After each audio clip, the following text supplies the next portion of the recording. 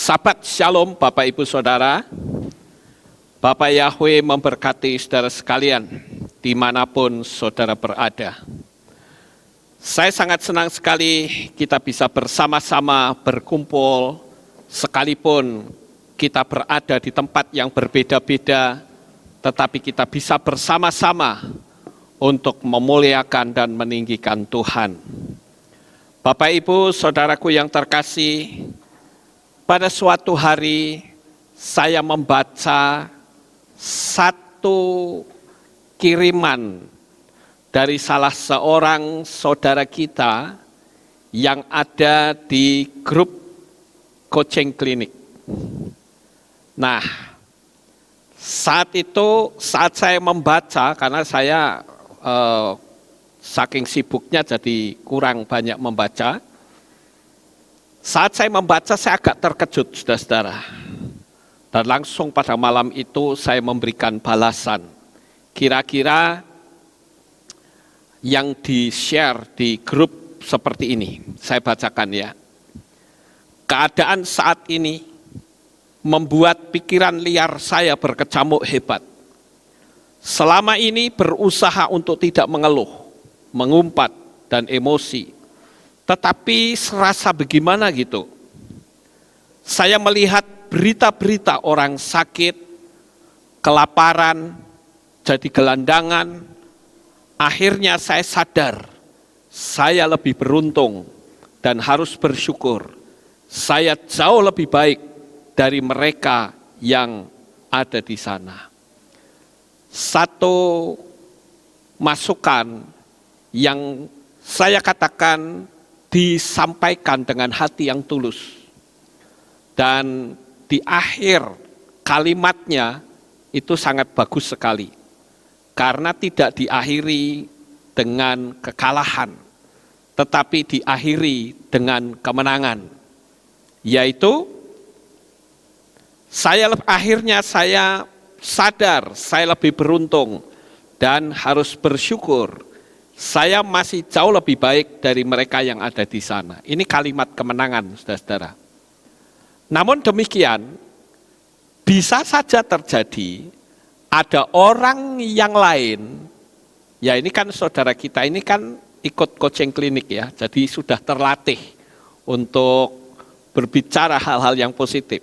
Sekarang yang menjadi pertanyaan, bagaimana jikalau ada seseorang yang melihat hal-hal yang seperti itu dan tidak mengakhiri dengan kalimat kemenangan, itu sangat berbahaya, saudara-saudara. Karena hal itu akan bisa merusak atmosfer roh. Nah, oleh karena itu, sebelum saya menerangkan lebih lanjut, saya akan dasari terlebih dahulu firman Tuhan pada pagi ini. Mari kita buka di dalam kitab Filipi, pasal yang keempat, ayat yang ke-8. Filipi pasal 4, ayat yang ke-8, saya akan bacakan untuk Bapak Ibu Saudara, demikianlah bunyinya. Selebihnya, hai saudara-saudara, apa saja yang benar, apa saja yang mulia, apa saja yang adil, apa saja yang suci, apa saja yang menyenangkan, dan apa saja yang patut dipuji, sekiranya ada suatu kebajikan, dan sekiranya ada suatu pujian, pikirkanlah hal-hal itu. Nah, ini kuncinya di situ, saudara-saudara.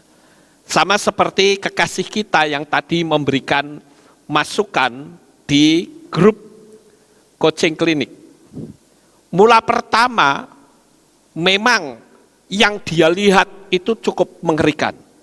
Dan saya harus bisa akui, memang demikian keadaan di dunia ini. Dan saya bersyukur, di akhir kalimat sekali lagi, diakhiri dengan kalimat kemenangan. Tetapi saya lalu merenung ya, saudara-saudara. Lah bagaimana dengan orang-orang di luar sana yang melihat kondisi dan keadaan yang seperti itu Dia tidak punya kalimat kemenangan. Wah, ini bahaya sekali, saudara-saudara. Lalu bagaimana cara kita bisa menyelesaikan hal ini? Sudah kondisinya seperti ini, keadaan dunia, kita tidak memiliki kalimat kemenangan, yang terjadi aura kita akan rusak.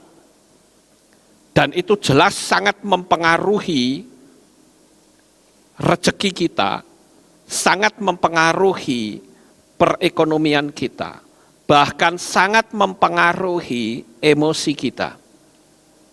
Oleh karena itulah Bapak Ibu Saudara yang terkasih, pada saat ini saya ingin mengajak saudara, bagi saudara yang mengalami hal yang sama.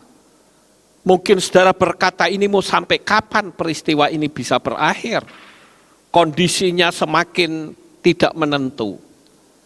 Tapi saya mengatakan, apapun kondisinya, selama saudara menggantungkan harap saudara kepada Bapa Yahweh, percayalah, engkau akan tampil sebagai pemenang.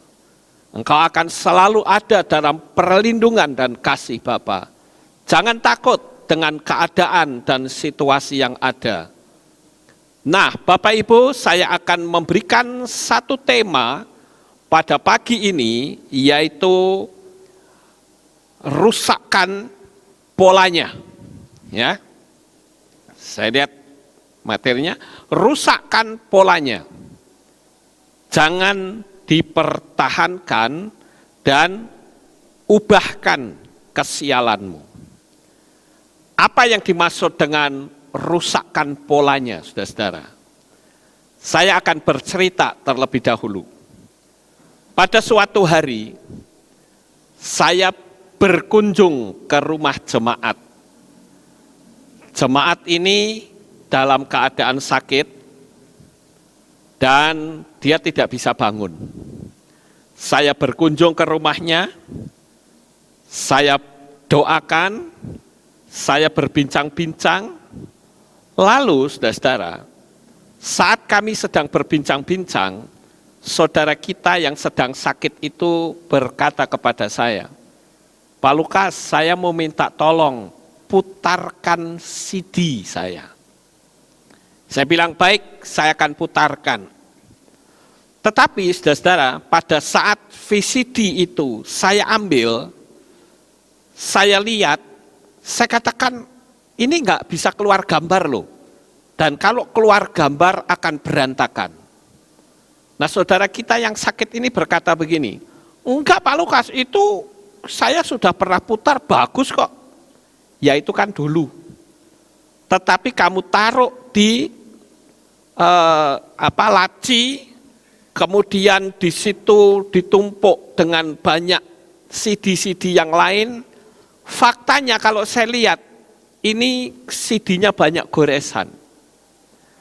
Jadi karena banyak goresan, pasti videonya akan sangat buruk. Tetapi it's okay, nggak apa-apa, saya putarkan. Saya akan buktikan bahwa CD ini sudah tidak sempurna. Waktu saya putarkan, saudara-saudara, itu gambarnya loncat-loncat, saudara-saudara. Sebentar mati, sebentar hidup, berantakan gambarnya.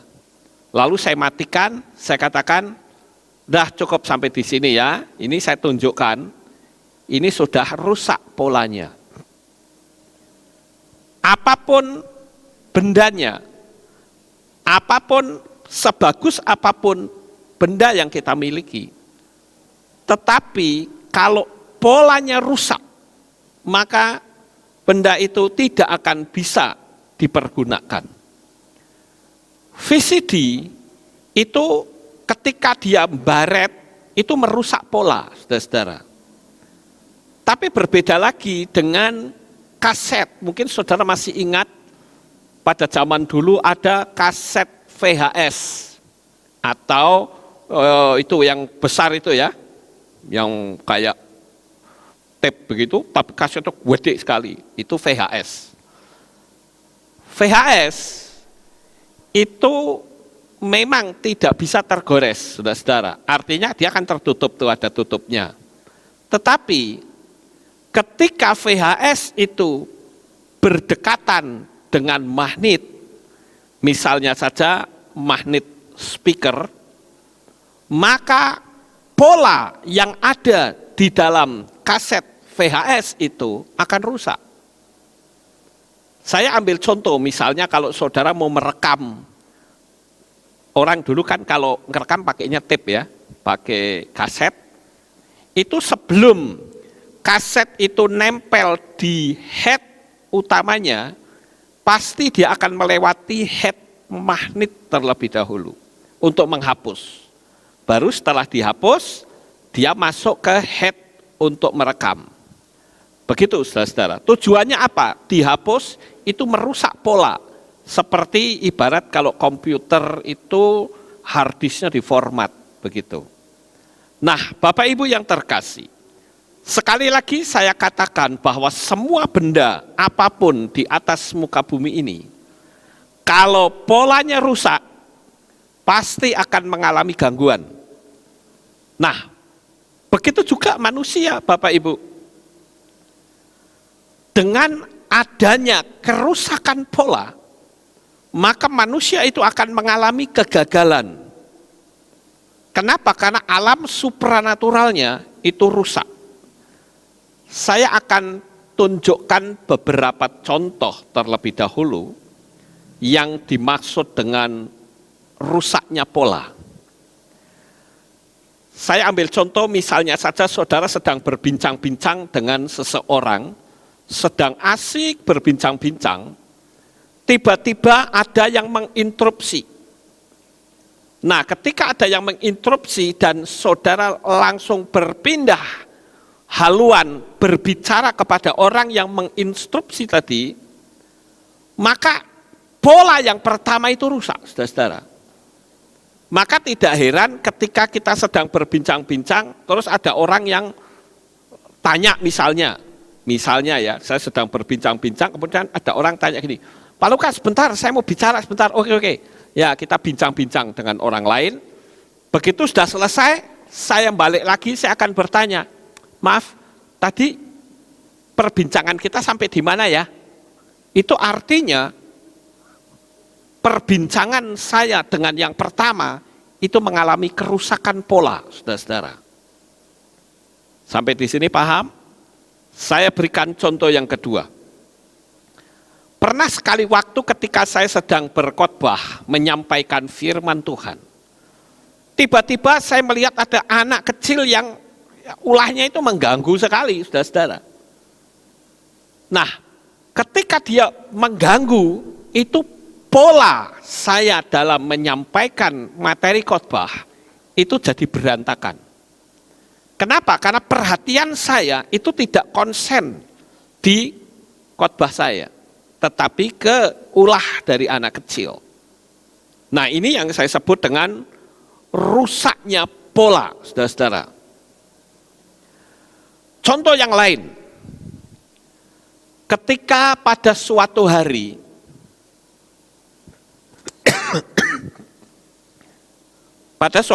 saudara-saudara, saat saya sedang bersukacita bersama dengan teman-teman, tiba-tiba ada kabar jemaat yang meninggal dunia. Dan ini betul-betul saya alami, saudara-saudara. Ketika saya ke Israel kemarin, ya, di Wadi Rum itu di gambar ini ya, yang sekarang sedang tayang, itu Wadi Rum, saudara-saudara. Kami sedang bersukacita.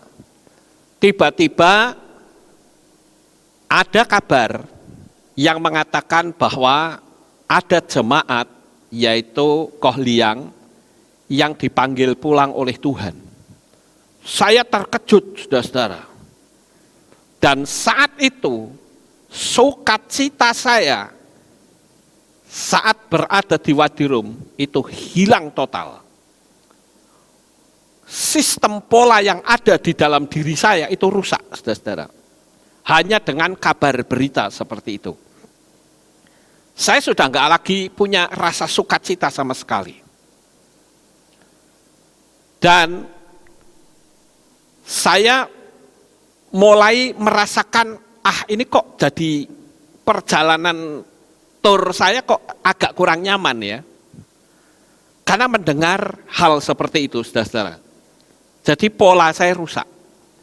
Apalagi yang membuat itu menjadi semakin dalam, pada saat satu hari sebelum saya berangkat ke Israel, saya sudah berkunjung ke rumahnya Koliang.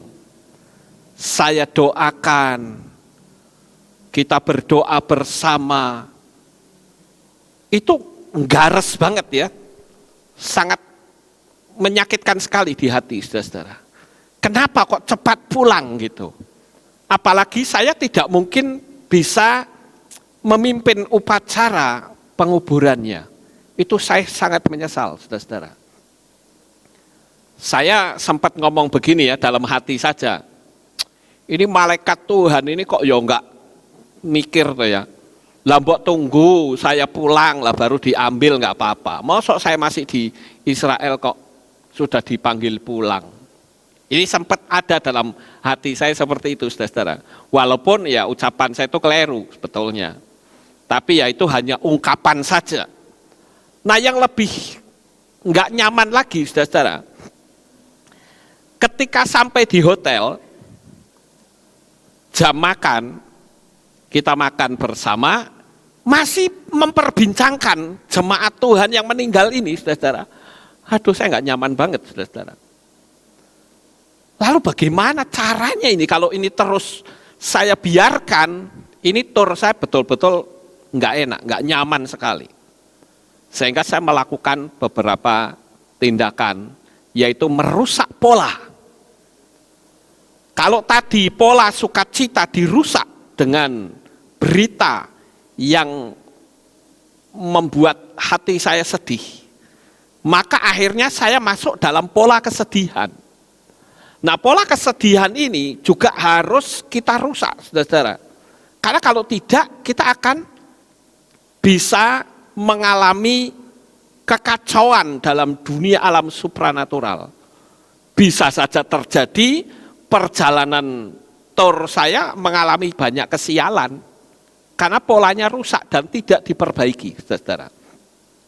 Saya ambil contoh misalnya, pernah sekali waktu di tahun berapa saya agak lupa, waktu itu anak saya Elizabeth itu bikin tur ke Singapura, saudara-saudara, Malaysia Singapura, karena ada tiket promo.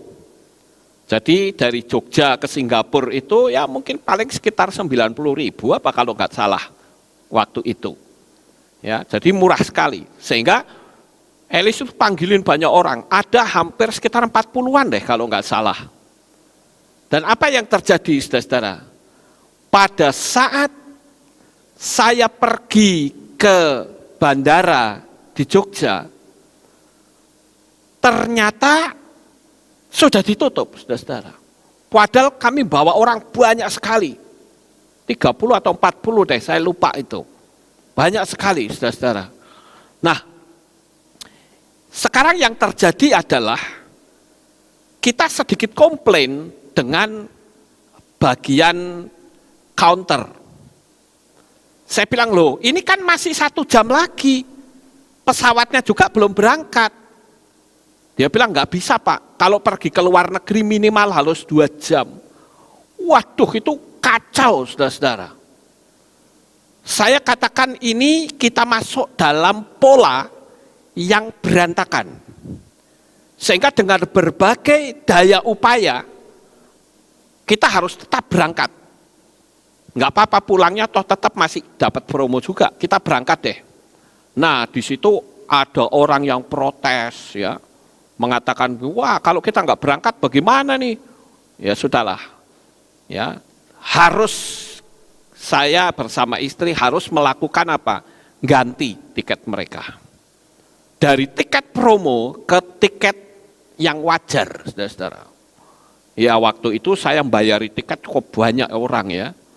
Ya sudah itu resiko daripada mereka marah begitu. Ya sudah kita bayarin habis-habisan ya nggak apa-apa deh. Yang penting kita berangkat, orang seneng gitu. Dan saudara tahu, pola itu belum dirubah, saudara-saudara. Sehingga ketika dalam perjalanan ke Singapura, banyak sekali kesialan-kesialan. Saya menemukan yang pertama, itu salah satu dari keluarganya Jameson, bersama suaminya itu masih belanja, uangnya dikasihkan, dia pikir yang di sampingnya itu suaminya, saudara-saudara. Sak dompetnya dikasihkan, dia pikir itu suaminya, padahal bukan.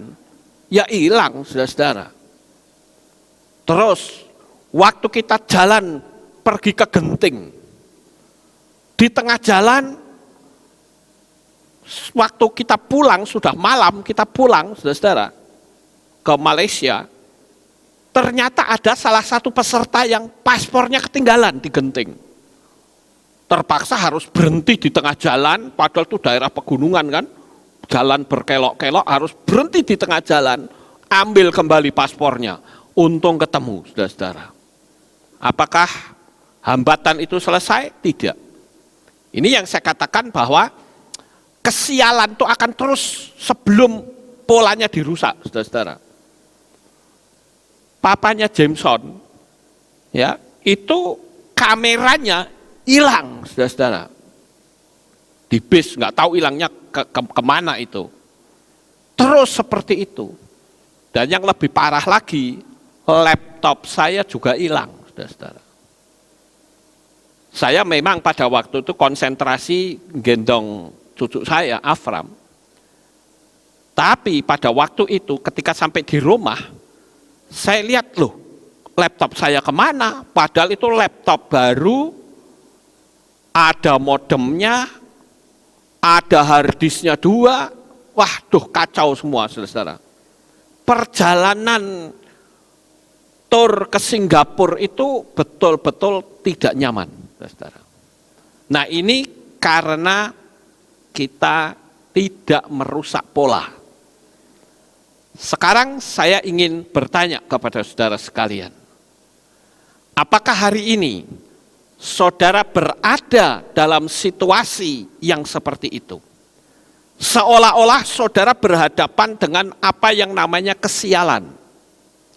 Nah itu harus dirusak polanya, saudara-saudara. Karena kalau polanya tidak dirusak, saudara akan terus beruntun, kesialan satu bertambah kesialan lain. Saya menyampaikan materi ini karena saya ngalami. Jadi saya pelajari terus, apa yang saya dapat saya catat, apa yang saya dapat saya catat. Ya, jadi bukan kata orang, tapi saya alami. Dan itu pun, saudara-saudara, saya sinkronkan dengan dunia teknologi. Seperti tadi, CD yang baret-baret, itu rusak polanya. Sudah tidak bisa ditonton. Begitu juga kaset yang kena magnet, rusak polanya. Nah, kalau hal yang baik saja bisa rusak, berarti yang buruk pun bisa kita rusak, saudara-saudara. Hari ini saya tidak tahu apakah saudara terjebak dalam sebuah situasi yang sangat tidak nyaman. Mungkin saudara mengalami ketidaknyamanan dalam pekerjaan. Mungkin saudara mengalami ketidaknyamanan dalam rumah tangga. Mungkin saudara mengalami ketidaknyamanan dalam pelayanan. Pokoknya apa saja yang tidak nyaman, jangan saudara terus dalam posisi seperti itu. Harus dirusak. Polanya, pola kesialan itu harus dirusak dan diperbaiki. Nah, sekarang tahapan-tahapan apakah yang harus kita lakukan, saudara-saudara? Saya menemukan di sini, saudara-saudara, ada 4 hal sekaligus saya munculkan agar supaya saudara memahami. Karena keempat hal ini itu bisa diselang-seling. Makanya saya keluarkan sekaligus keempatnya. Yang pertama yaitu lakukan sesuatu yang sifatnya ekstrim. Coba saya ambil contoh. Ketika saudara sedang dalam keadaan marah, saudara dalam keadaan sangat tidak nyaman sekali hati saudara, itu jangan dibiarkan. Ini kalau terus dibiarkan, nanti perjalanan hidup saudara akan penuh kesialan, Bapak Ibu. Karena yang jelas atmosfer roh saudara sudah rusak. Jadi harusnya bagaimana? Lakukan tindakan yang ekstrim. Tindakan yang ekstrim bagaimana yang bisa membuat kemarahan itu bisa mereda dengan cara yang drastis. Yang pertama adalah coba saudara masuk ke kamar mandi, kemudian saudara ambil air, gerujuk sebanyak-banyaknya tubuh saudara. Bila perlu masih pakai pakaian, saudara. Tujuannya apa? Supaya terasa dingin. Itu nanti alam roh yang rusak akan hancur sekalian dan berubah. Ini yang saya katakan merusak pola, saudara. Kalau tidak percaya, saudara boleh buktikan. Nanti ya, kalau saudara lagi marah-marah, ya memang diharapkan jangan sampai ya, saudara. Tapi kalau saudara sedang marah-marah, cepat masuk kamar mandi, ambil gayung, gerujuk, pakai air dingin. Ada yang tanya sama saya begini, saudara. Pak, lah kalau pakai air hangat bisa nggak? Nggak bisa. Karena dia tidak akan membuat efek kejut, saudara. Tindakan ekstrim itu akan mendatangkan sebuah kejutan. Nah, kejutan itulah yang akhirnya akan mengubah situasi. Saya ambil contoh. Saya pernah mengkonseling seseorang, saudara. Seseorang ini di dalam rumah tangga nyaris cerai. Waktu terjadi seperti itu, saya katakan, kalau terus-menerus seperti ini, ya, tiap hari bertengkar terus-terusan, ya sudah ambil saja tindakan ekstrim. Saya mengatakan begini, kalau saya menganjurkan jangan sampai terjadi perceraian, jangan. Tetapi lakukan tindakan ekstrim yaitu pisah. Pisah bukan berarti cerai ya, saudara. Pisah itu untuk introspeksi masing-masing. Nah, waktu itu si istri mengatakan begini, aku lama-lama hidup sama kamu kok nggak tahan ya. Lebih baik kita pisah saja. Nah, ucapan lebih baik kita pisah itu diterjemahkan oleh suami sebagai perceraian. Padahal saya mengatakan jangan perceraian, pisah saja. Dan dia bilang iya, saya akan pisah tapi bukan cerai. Nah, tapi sang suami kan nggak tahu, saudara-saudara. Taunya waktu istri bilang pisah, itu sang suami menerjemahkannya cerai. Nah, ketika istri ngomong seperti itu, dia ketakutan luar biasa. Itu merubah ngerusak pola, saudara-saudara.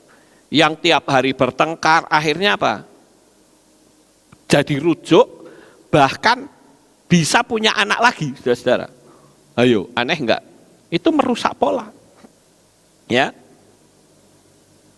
Jadi, saya katakan bahwa apabila kita menghadapi sesuatu yang tidak nyaman, segera diperbaiki, diluruskan. Ya. Kemudian, saudara-saudara, cara yang lain, yaitu segera lakukan pola yang baru. Misalnya, mengucapkan kata-kata positif berulang-ulang dengan suara yang keras. Saudara boleh membaca. Ada baiknya nanti di akhir khotbah saya ajak saudara untuk mengucapkan kata-kata energi. Nanti saudara tirukan ya kata-kata saya di rumah masing-masing Bapak Ibu ya. Ini saya sedang ajari supaya ketika saudara berhadapan dengan pola yang sedang carut-marut bisa mengalami pemulihan. Jadi tadi yang pertama adalah saudara mandi, gerujuk pakai air dingin. Bila perlu posisi pakaian masih ada. buktikan kata-kata saya. Kemarahan yang kalau kita hitung 100, misalnya kemarahan saudara ada di 90%, begitu saudara gerujuk dengan air dingin sampai ke pakaian-pakaian saudara, dia akan mengalami penurunan hingga mencapai 20%, saudara-saudara. Artinya dari 90 merosot hingga mencapai 20%. Itu turunnya drastis sekali. Nah, baru setelah 20%, saudara boleh tindak lanjuti lagi dengan cara apa? Bermeditasi. Buktikan kata-kata saya, hidup saudara akan penuh dengan damai sejahtera. Tetapi kalau tidak, saudara mengikuti emosi terus, wah, semakin kacau. Pola yang tidak baik akan terus berlanjut. Dan itu akan memicu hal-hal buruk yang akan datang. Yang akan mendatangi saudara semua. Ya, jadi nanti ucapkan kata-kata yang keras. Boleh juga membaca. Nanti saya bacakan untuk saudara ya. Kemudian yang ketiga apa? Dengarkan lagu-lagu dengan kata-katanya yang membangkitkan semangat. Kalau saudara sudah hafal lagu itu, boleh saudara ikut nyanyi. Kalau orang sedang dalam keadaan sulit materi, jangan saudara nyetel lagu yang melo-melo, saudara-saudara. Kalau saudara sudah tidak punya duit, utangnya banyak, nyanyinya lagu yang melo, waduh semakin parah, saudara-saudara. Harusnya saudara nyanyinya lagu-lagu yang membangkitkan semangat. Seperti saudara bisa lihat ya di video saya di coaching klinik, itu kan ada, aku makin kaya. Ya, itu bagus sekali ya lagunya saudara. Uang mendatangiku setiap hari gitu. Ya, saudara lihat sendiri deh, ya.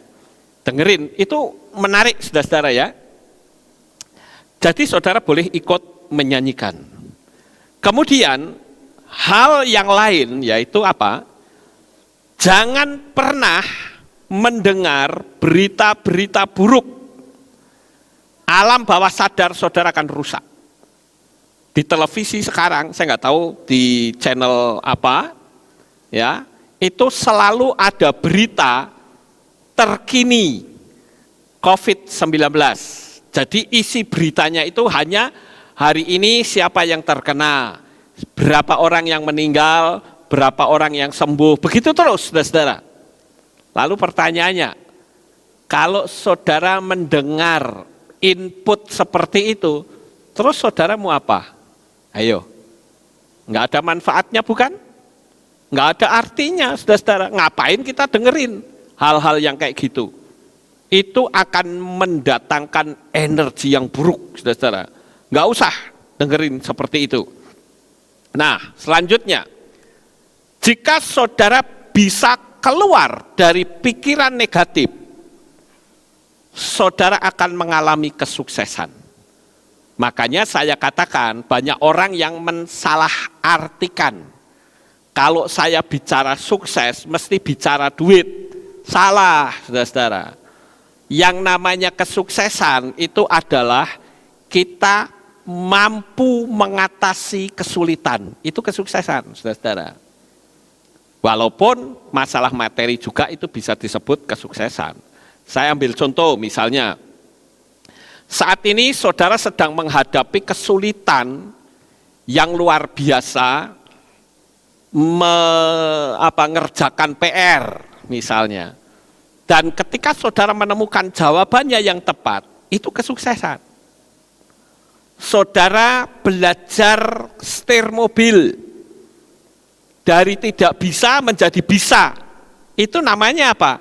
Kesuksesan, saudara-saudara. Ya, jadi yang namanya kesuksesan itu saudara lepas dari tantangan, saudara lepas dari segala gangguan. Saudara sedang sakit dan akhirnya sembuh, itu sukses enggak? Sukses, saudara-saudara. Saudara jualannya laku, itu juga sukses. Yang namanya kesuksesan itu pokoknya saudara selesai melewati masalah. Itu namanya kesuksesan, saudara-saudara. Nah, Bapak Ibu yang terkasih, ketika terjadi sesuatu tindakan yang ekstrim, maka akan terjadi perubahan pola. Sama seperti sekarang. Sekarang dunia itu sedang diformat ulang, saudara-saudara, dengan kejadian seperti ini.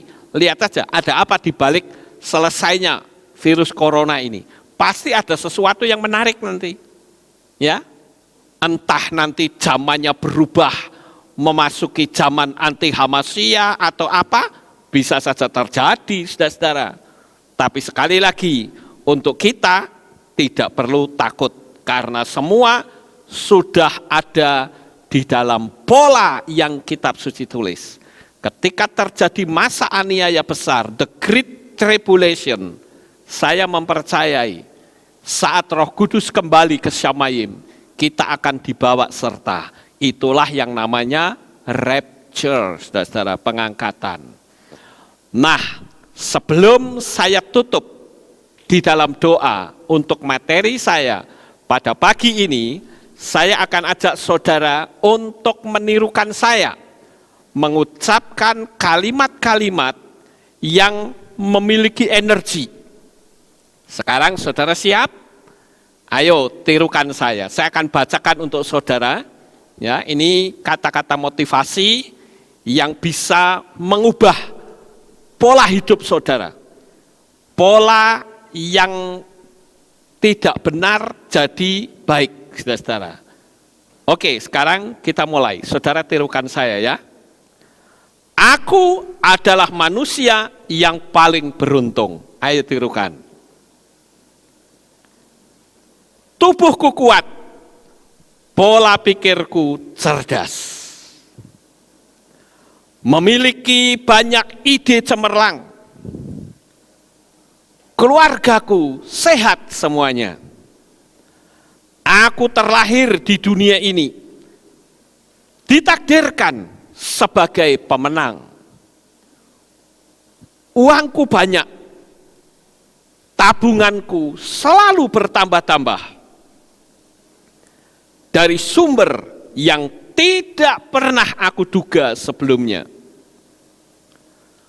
Hatiku damai, dan aku adalah manusia yang paling beruntung. Aku memiliki hati yang suka memberi dan menolong orang lain. Aku bangga dengan diriku. Aku manusia sempurna yang selalu hidup ceria dan sahabatku sangat banyak. Aku selalu ada dalam perlindungan Bapa Yahweh sampai selama-lamanya. Amin. Sukses besar untuk saudara. Bapa Yahweh memberkati. Haleluya.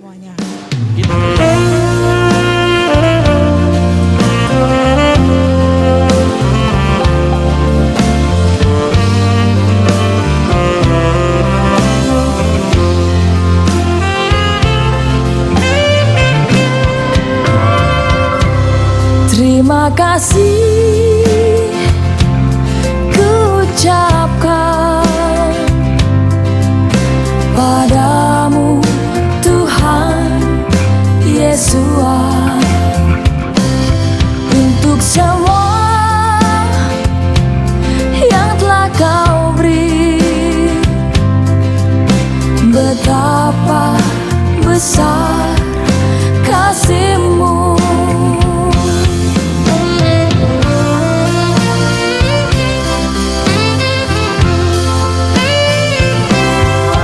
Bersyukur kepada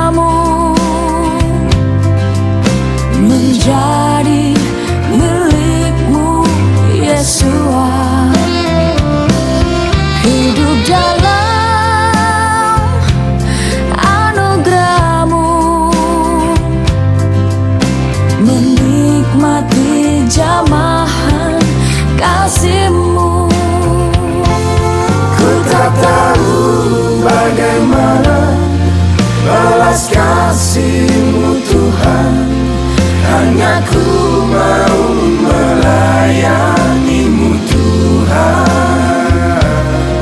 Jadikan aku berkat untuk senangkan-Mu Tuhan, hidupku melayani-Mu Tuhan.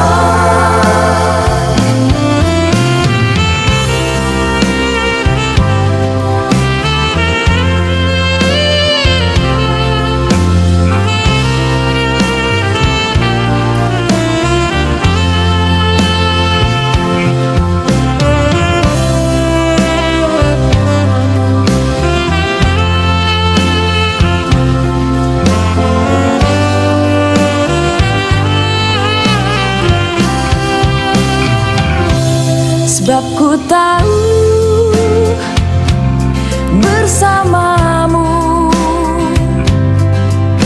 tak berkekurangan hidupku. Ku tak ragu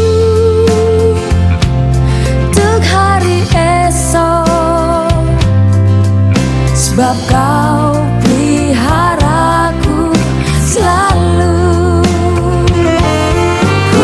Tahu bagaimana balas kasih-Mu Tuhan, hanya ku mau melayani-Mu Tuhan. Jadikan aku berkat untuk senangkan-Mu Tuhan, melayani-Mu selamanya. Ku tak tahu bagaimana balas kasih-Mu Tuhan, hanya ku mau melayani-Mu Tuhan. Jadikan aku berkat untuk senangkan-Mu Tuhan, melayani-Mu selamanya. Jadikan aku berkat untuk senang